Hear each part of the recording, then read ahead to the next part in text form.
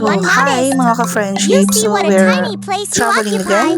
And what are the benefits of business travel? So, business travels, you have or you will enhance networking, personal development, market knowledge, and company expansion are some key advantages as they enhance productivity and creativity. But aside from that, syempre, sa isang working individual or person na katulad namin, lagi from 8 to 5 yung trabaho is laging nasa office ka, which is minsan nakaka-boring na.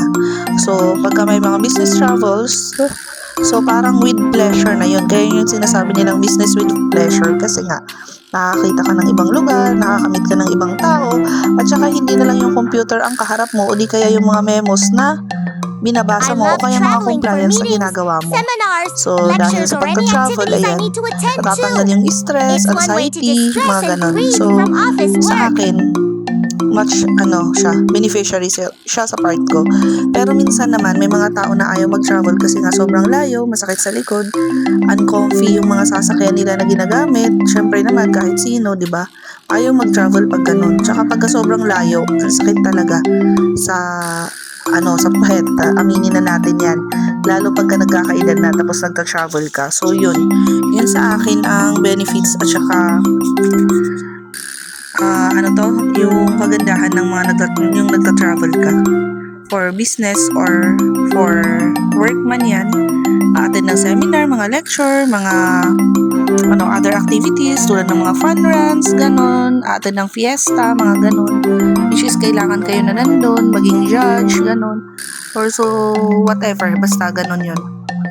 Masaya talagang mag-travel. Pero nung bata ako, ayaw ko din mag-travel kasi nahihilo ako. Kailangan ko pang uminom ng gamot pangontra sa hilo. Pero ngayong matanda na ako at yun nga, nagtatrabaho tayo sa office, kailangan din natin paminsan-minsan lumabas sa ating office para makahinga-hinga at ma-refresh yung ating isip. So yun lang. So at this point in time, kailangan nating magbawas ng ating mga taba-taba.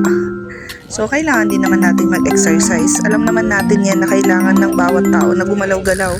Sabi nga nila, gumalaw ka para iwas stroke, di ba? Galaw-galaw para iwas stroke, mga ganun.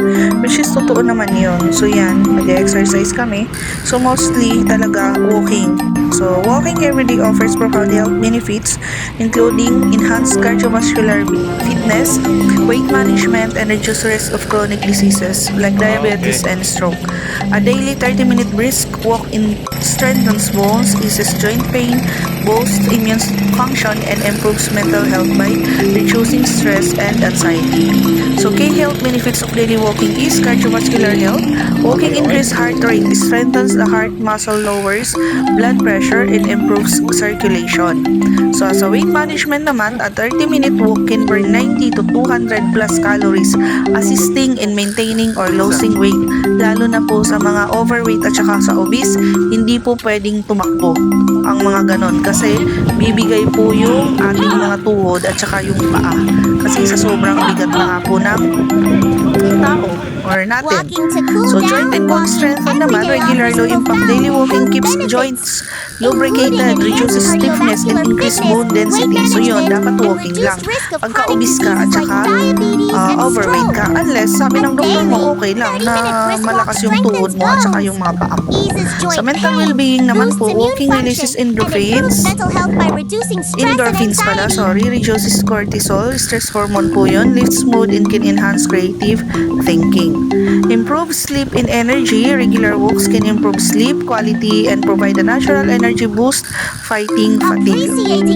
Disease prevention naman, it strengthens the immune system, reduces the risk of dementia, cognitive decline, and helps manage blood sugar levels. So yun, di ba? Ang dami na niyang benefits. So tips for daily success, aim for consistency. Try for at least 30 minutes of brisk walking most days of the week.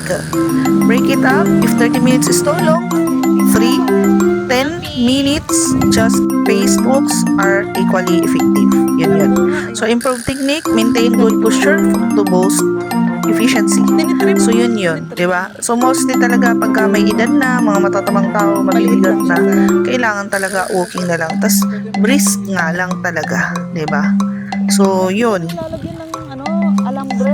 And while walking naman, syempre, ayan, may mga nature tayong nakikita, di ba? May mga puno tayong na-appreciate kahit na puno nga lang yun, at saka halaman. Siya kasi ng paningin. And then, after nung namin, ayan, uwian na tayo, as usual. So, yun lang, mga nangyayari sa pang-araw-araw natin na buhay. Kayo po ba? Ano po bang mga ginagawa ninyo?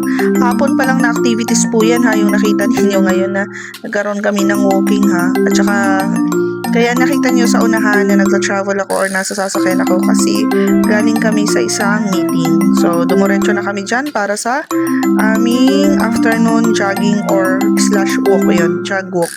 And then yan, so gabi na, inabutan na ng gabi, so uuwi na kami po niyaan.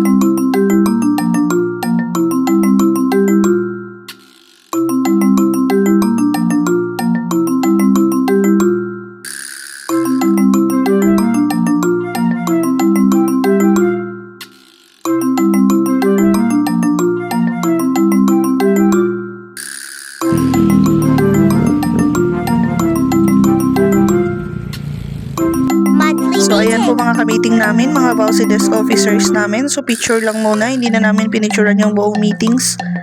Kasi pagka dinagdag ko pa dito, mahaba na yung ating video. So yan, 19 barangays yan lahat ng Bausi, which is composed of 45, nasa 45 na siya. And then ayan, picture sa kung saan kami nag-jogging at naglakad-lakad. Ang ganda din naman kasi ng lugar at yan, bonsai yan na halaman.